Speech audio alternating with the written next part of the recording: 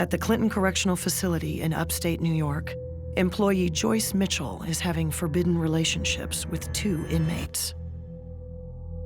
In the tailor shop, inmate Richard Hacksaw Matt steps up his sexual manipulation game with Joyce. One of the first things he asks for are hacksaw blades, and he has a clever idea how to get them into the prison that involves meat. Joyce was able to get the hacksaw blades to Matt because she would freeze them in ground beef at home and then bring the ground beef in through the main gate, and then she would somehow get the meat to a correction officer that was friendly with Matt, and the correction officer would bring the meat to Matt's cell and hand over the meat to him, and therefore he had the hacksaw blades. Who would have thought that, there was going to be hacksaw blades in there?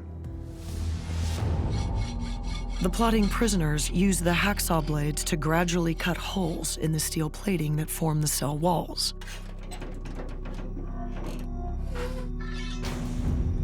Once through, they gain access to the catwalk.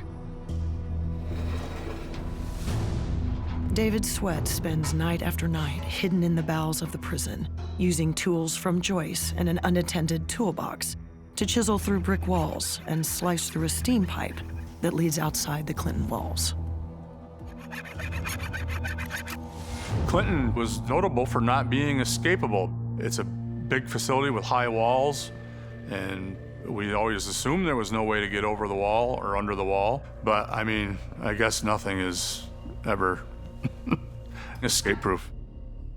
On June 5th, 2015, he and fellow convicted murderer Richard Matt make their big break from the supposedly impenetrable fortress. When I first heard that inmates escaped from Clinton, I figured they walked out the front door because of the lack of security. I was shocked that it was through a tunnel. They said power tools at first, and I was like, no, you can't get power tools in there. I was shocked. I was really shocked that they were able to make it out. So many small things happened to allow this to happen because of sheer complacency, sloppy correction officer work. And when I say that, we're talking 1,000 correction officers. And we're talking 10 of them that didn't do their job perfectly. The rest of the officers probably did everything they were supposed to do. So we're only talking a handful of people here. Just they overlook things, they don't do things the way they're supposed to, they don't follow the rules, and they just don't do their jobs. The plan is for Joyce to be their getaway driver and accompany them to a new life in Mexico. But instead, she allegedly gets massive chest pains. Joyce has Lyle rush her to the hospital, where she's diagnosed with a panic attack and admitted overnight.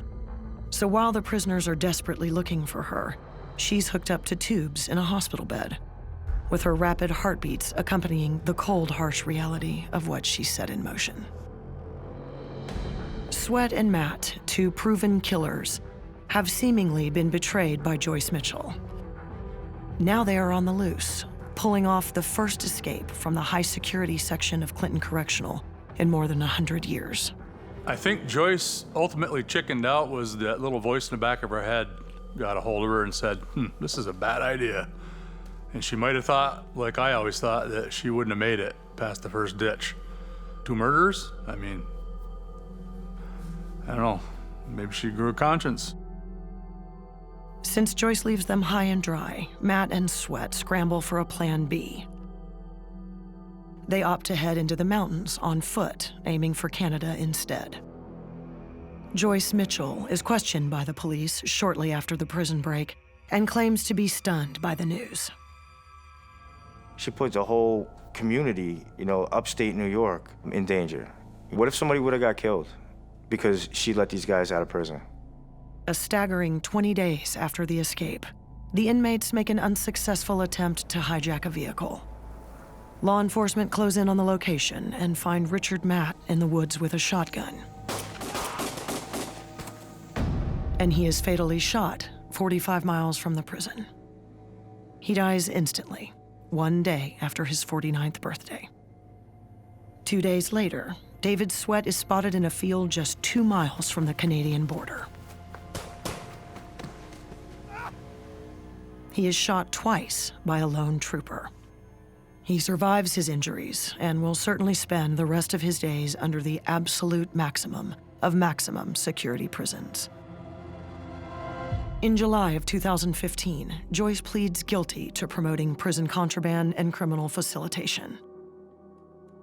She's sentenced to up to 7 years in prison and ordered to pay nearly $80,000 in restitution. The punishment she received was the maximum she could get for the crime she committed. Will she be able to pay back the $23 million that the taxpayers of New York State spent on this escape and the umpteen millions of dollars that the federal government spent on it? No. I don't think Joyce would ever show her face in Dannemora again. That's a touchy subject about how they feel about Joyce Mitchell, just because of the emotional stuff that she put them through. I don't feel sorry for Joyce at all. I don't feel she got what she deserved, that she should have been in prison longer. I don't believe she's a changed woman. I think if she went back into facility, she would do the same thing again. Joyce could have stopped it. Joyce should have been able to stop that. She should have known better, yes.